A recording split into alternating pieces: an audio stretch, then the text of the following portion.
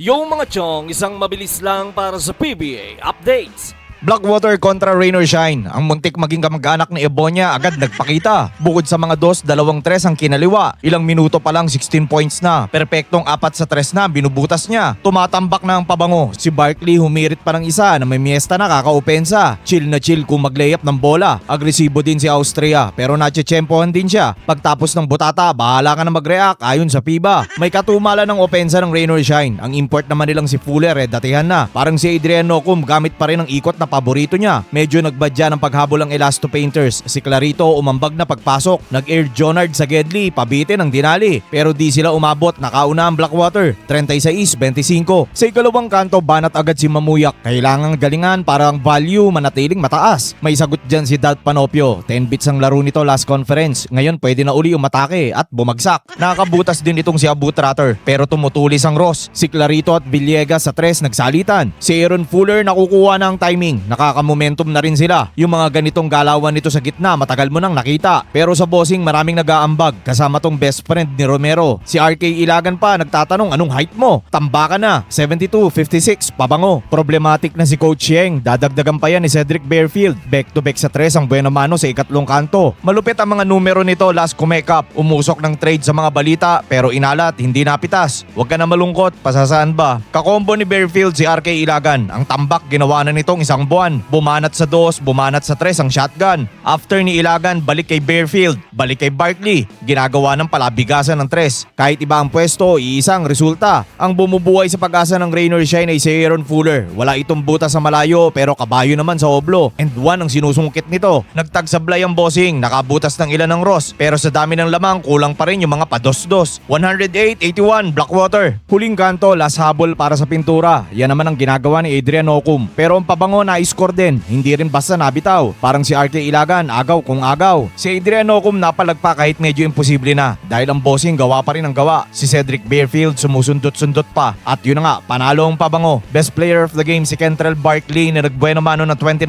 points, 15 rebounds at 10 assists. Triple-double. In fairness, nice coaching para kay Pat Aquino. Habang bad game naman para sa pintura. Di tuloy happy ang ibang nakakita. Pero si Shaquille happy.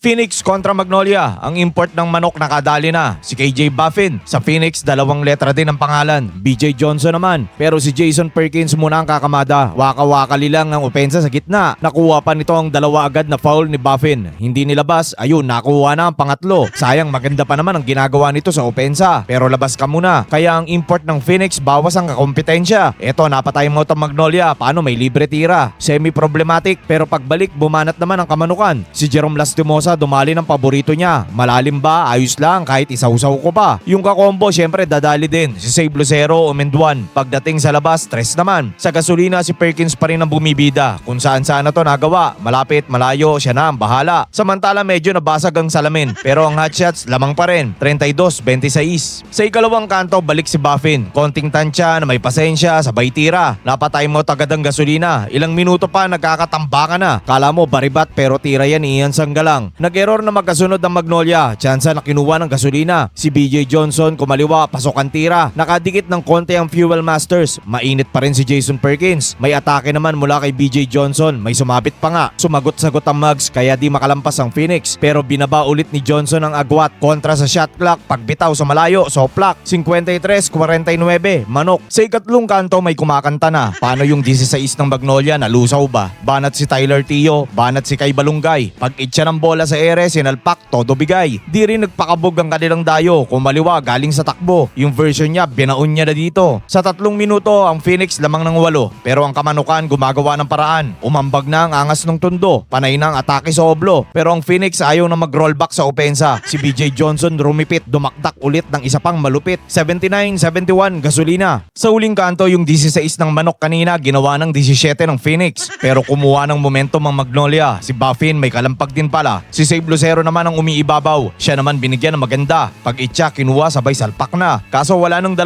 minuto, 12 lamang ng gasolina. Pero ang sama ng laro ni Rivero na nakalambingan ng konti ang veterano. May angilan din ng konti sila Johnson at Lucero. Si Jason Perkins naman umisa ng crucial sa Oblo. Pangbalik sa 12 para ayos na to. At yun na nga, panalo ang Phoenix. Best player of the game si BJ Johnson na kumaliwa ng 34 points sa 10 rebounds. Di pa rin makaporma si LA Tenorio kay Charles Chu. At ang Magnolia, unang laro. Hanggang dito na lang mga chong. Maraming salamat. Hanggang sa muli. I love rock and roll.